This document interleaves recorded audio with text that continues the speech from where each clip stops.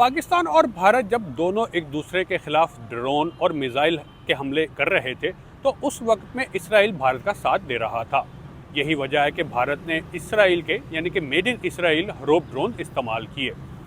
Indian media के मुताबिक पहलगाम हमले के 2 रोज बाद यानी 22 अप्रैल को इसराइल के वज़ीर-ए-आज़म नेतन्याहू ने नरेंद्र मोदी को फ़ोन किया और कहा कि इस पहलगाम हमले के जिम्मेदारों के खिलाफ एक्शन ज़रूर लिया जाए। पाक भारत लड़ाई के दरमियान जब पूरी दुनिया न्यूट्रल दिखाई दे रही थी तो इसराइल खुलकर भारत की हिमायत कर रहा था। सऊदी अरब के भारत में साबिक सफीर समझते हैं कि इसराइल और मोदी की जो हुकूमत है यानी कि जो मोदी की जो सियासी जमात है इनके दरमियान नजरियाती मुमासलत पाई जाती है। वो ये समझते हैं कि सियोनी तहरीक और हिंदुत्व के जो नजरियात हैं वो बिल्कुल मिलते हैं।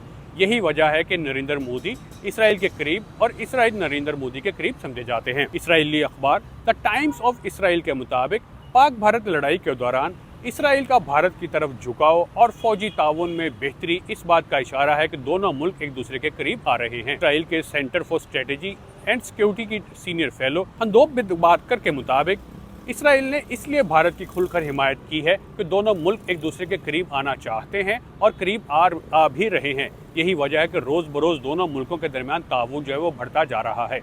मोदी जब 2014 में पहली मरतबा वज़ीर-ए-आज़म बने तो भारत और इसराइल के दरमियान जो फासले हैं वो सिमट कर कम हुए और दोनों मुल्क एक दूसरे के करीब आए। 2017 में मोदी पहले भारतीय वज़ीर-ए-आज़म थे जिन्होंने इसराइल का बाकायदा दौरा किया और उसके बाद से दोनों ममालिक के दरमियान कुर्बत दिखाई दे रही है। दोनों ममालिक के दरमियान मरासिम भी गहरे हो रहे हैं। यही वजह है कि इसराइल पाकिस्तान के खिलाफ भारत की खुलकर हिमायत करता है। लोग मुझसे अक्सर पूछते हैं कि आखिर भारत का यकीन दुनिया क्यों नहीं कर रही।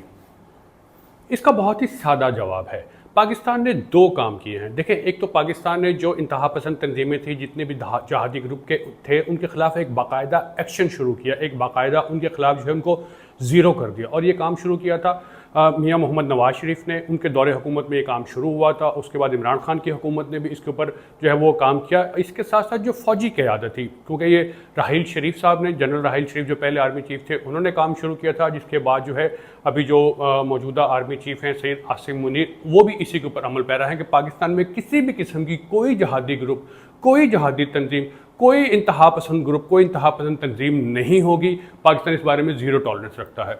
और दूसरी वजह यह कि जब पाकिस्तान को ग्रे लिस्ट से निकाला गया था तो उस वक्त ऐसे नहीं निकाल दिया था।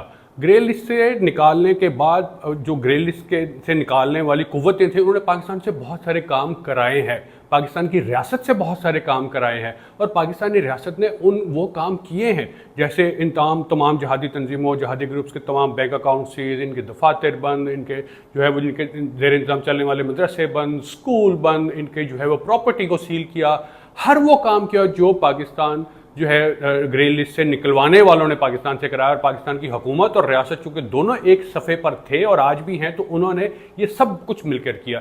ये एक बुनियादी सी वजह है कि जिसकी वजह से भारत का जो यकीन है वो पूरी दुनिया के लोग नहीं कर रहे, क्योंकि भारत ये कह रहा है कि पाकिस्तान ही दहशतगर्दी कराता है इस खित्ते में और वही दहशतगर्दी करा रहा है। यही वजह है कि भारत का यकीन कोई भी नहीं कर रहा। तो एंजॉय योर कॉफ़ी।